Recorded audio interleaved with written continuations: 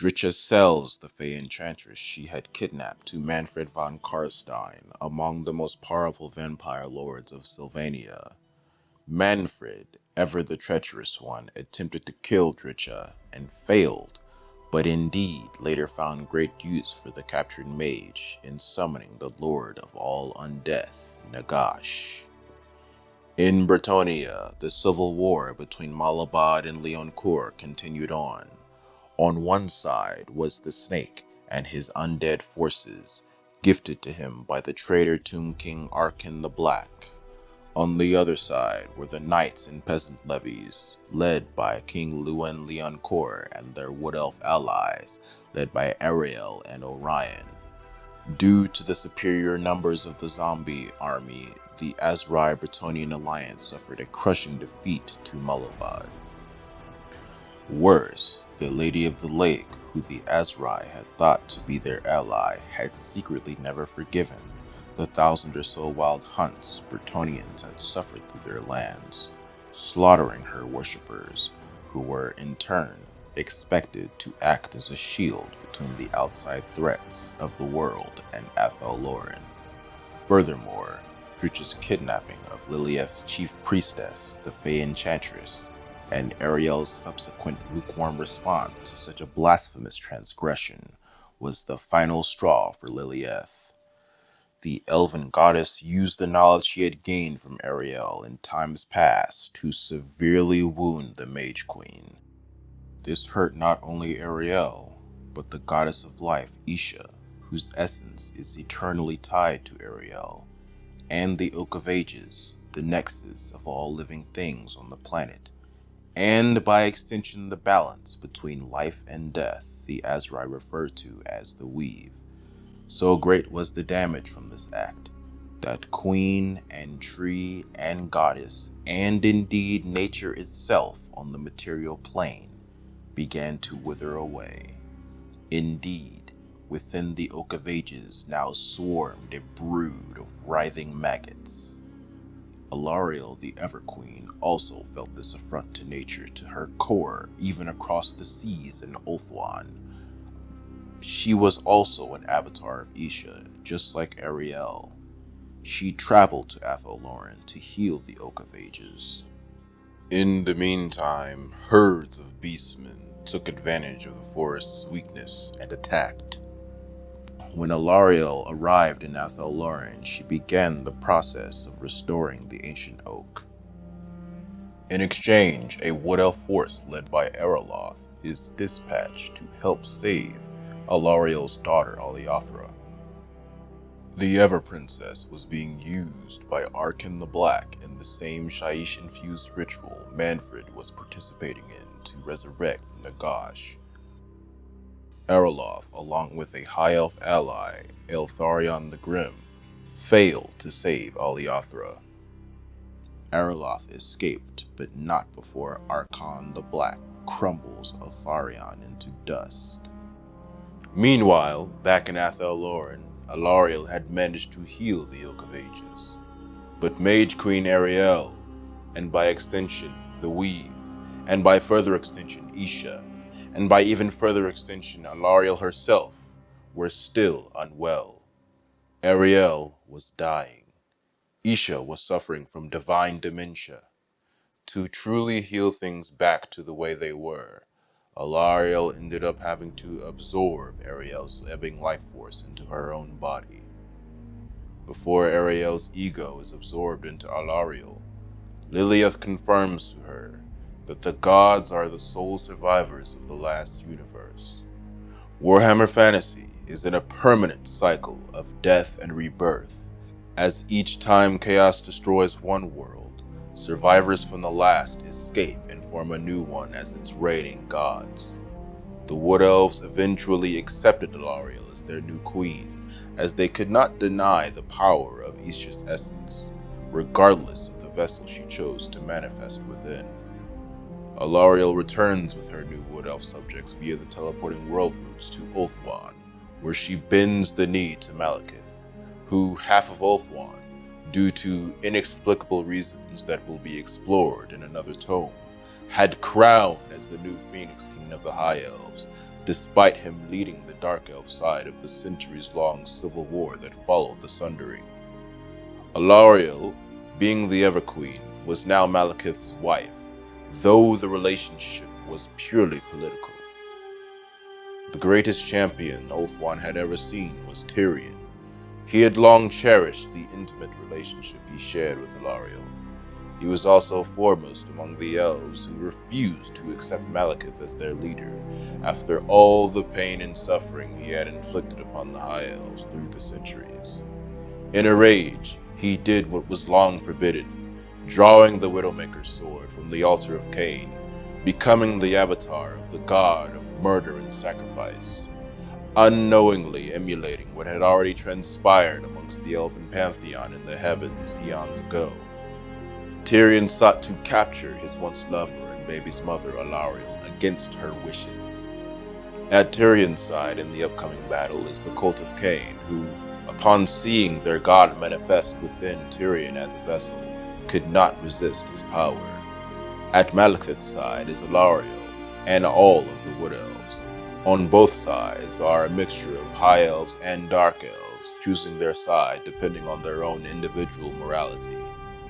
In the battles that follow, Tyrion burns the forest of Avalorn to stumps and cinders. Morathi, Malekith's mother, and Tyrion fight Alarauhio and Orion respectively. Tyrion inflicts a mortal wound upon Orion, who dies after gravely injuring Tyrion in kind. Alarauhio casts a spell, turning many of the rebelling elves into trees. In the chaos, Tyrion managed to fight through the forces guarding Alarauhio before Durthu stepped in to block his path. During the duel that followed, Tyrion pierced Durthu with the Widowmaker. Despite being gutted by such a potent artifact, Durthu managed to pull the sword from his wooden body and threw it, along with Tyrion, who refused to let go from his weapon. So far away, he soared out of the entire forest of Avalorn. Eventually, Malekith's forces win the day and defeat Tyrion. Before the victors can celebrate, a Khornate horde lands on the coasts of Ulthuan. Malekith and the united elf race evacuate through the world routes to Athel Loren. The greatest of the high elven mages of Ulthuan, Teclis of the Lore Masters, binds the wind of life to Alarauhio, while across the oceans Ulthuan sinks into the sea, drowning those elves who were late in making it to the world routes. Malekith sets up court in Athel Loren and is crowned Eternity King, and under his rule the three races of elves are forbidden from fighting each other, united as they were before the Sundering and the splintering of the colonies. This formidable force, under the guidance of generalship of the Sisters of Twilight, Arahan and Naistra, and Durthu, sweep the beastmen from the glades of Athel Loren, while Alarauhio uses her newfound powers as the incarnate of Jiran to fully eradicate any corruption from the forests and heals all damage. Shalia, the human god of healing, had long been a captive of Nurgle, the chaos god of disease and sloth. She had been the perfect guinea pig for Nurgle's experiments in creating ever more deadlier plagues throughout the ages. Whatever ailment he inflicted her with, she would heal from in a short time. In the end times, the elven goddess of dreams and the moon, Lilieth, revealed herself for a second time to Erloth the Bold, and commanded him to rescue Shalia from Nurgle's clutches, so that she, Lilieth, and Ulrich, the Middenland god of wolves, could save the human god of the hunt, Tal, from a divine illness he had contracted from Nurgle. After succeeding in this mission, Erloth is spirited away to a pocket realm by Lilieth, along with some of the Bretonnian people, to wait out the end of days and take part in Lilieth's plan for the genesis of a new material plane. Back in the real world, the chaos hordes of demons, Skaven, warriors of chaos, and beastmen continue to overwhelm the militaries of the entire planet. In Athel Loren, Be'lakor manipulates Drycha and Coadil into joining his cause. He attacks the host of the Eternity King, alongside the traitors, but when he tries to destroy the Yoke of Ages, he is defeated due to being betrayed by Drycha, who herself is then decapitated by Malekith. Bellicor is then captured, bound to the chaos-repelling ruby in Alariel's tiara. The chaos god of blood and skulls, Khorne, then sends in his most elite forces via portal, in an incursion known as the Blood Hunt. Realizing the entire world is in flames and Athel Loren cannot be the only lands the elves defend, the host of the Eternity King splits itself to fight two battles at once. Durthu and Alariel are teleported to Middenheim for the final battle, but they appear right in the midst of a Khornate host. Durthu single-handedly beat a bloodthirster into submission with his bare branches, and then, in a single motion, drew his sword, immediately cutting the greater demon of Khorne in twain. Durthu then tore apart an altar of Cain, hurling the gargantuan cauldron of boiling blood at the Khornate hordes, crushing and scalding thousands of demons and warriors in the process. He hurls his sword of Daith towards an approaching Nurgle host, eviscerating swaths of plague-bearers and drones before slicing in half a great unclean one, making that yet another greater demon that Durthu had effortlessly annihilated that day. Realizing sacrifice was needed for a chance at victory, Durthu eventually pours his own life force into Alarauhio, who was dying from being injured in the battle. This gave her the energy to invoke a large banishment spell, which knocked the invading hosts back into the warp, buying some time for the besieged forces. But of course, this was a worthless gesture in the face of evil infinite. Athel Loren was the last patch of land on the planet that the encircling chaos fell upon. With the world ending all around them, Alariel retreats to the forest to watch in futility as the end times reach its final conclusion, with everything and everyone she had ever known and loved consumed by the realms of chaos.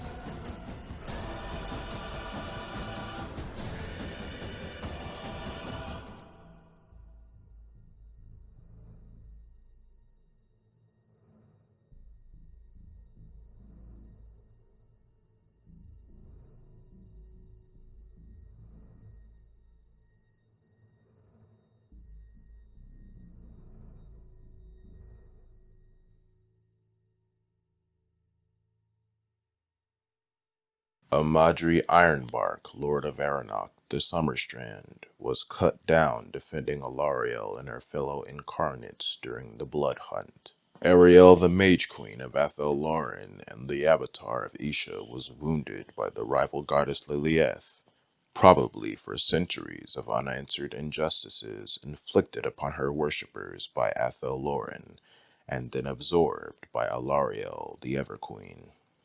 Ariloth the Bold, Lord of Talcin, the Kingsglade, and the Groves of Eternity, and master of Scairn the Eye Thief, was spirited away to another realm of existence entirely by Lilieth, goddess of the moon, dreams, and prophecy, missing in action. The twins, Naistra and Arahan, the sisters of Twilight, were last seen in Athel Loren with Alariel, missing in action. Athelwyn, highborn prince of Athel Loren, was last seen fighting demons, defending the Oak of Ages under the command of the Shadow King, Alithanar, missing in action. Durthu, called the Oakheart, eldest of the ancients, gave his life force to Alariel during the Battle of Middenheim, so she had the energy to invoke a large banishment spell. Daith, Avatar of Vol, Lord of Torgoven, the Forge of Starlight, was killed by a Sister of Slaughter as repayment for him slaughtering the rest of her unit during the final Othwani Civil War. Dritcha, the Briar Maven of Woe and handmaiden to Coadil, had her head cut off by Malekith, who she had been trying to kill before switching her target to the Demon Prince of Bellicor as he tried to consume the Oak of Ages.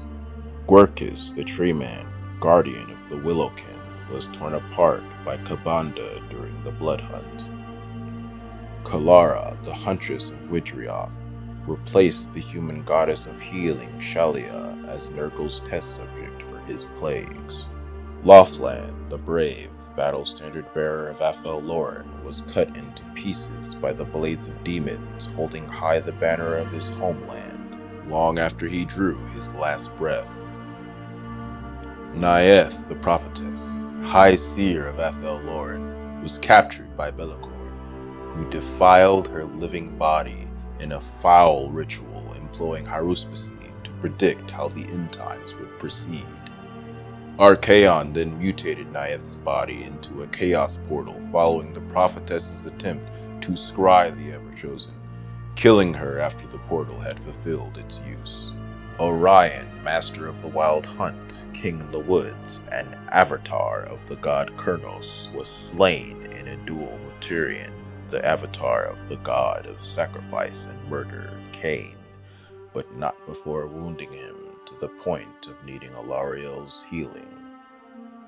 Ska the Falconer was gored to death by minotaurs while he protected the Silamail tree, and died alone, bloody, and forgotten by his comrades. Skeolan of the Hooked Blade, Lord of Adelwith, the Winterheart, and wisest of the ASRAI, had his eye and heart pierced by spears from Tiranoc during the final Othwani Civil War.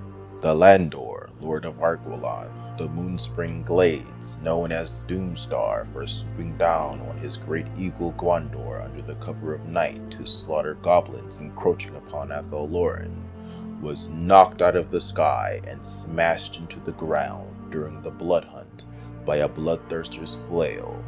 Before dying from pulverization, the Landor pierced the demon's skull with his spear. Yolaf the Terrible, Weaver of the Seasons, had his great eagle smashed from the sky, and when he hit the ground, was pounced upon by a pack of bloodletters. For those notable or unnotable wood elves not listed here, assume they are all either dead or lost in time. May the Pale Queen Erethkiel have mercy on all elven souls.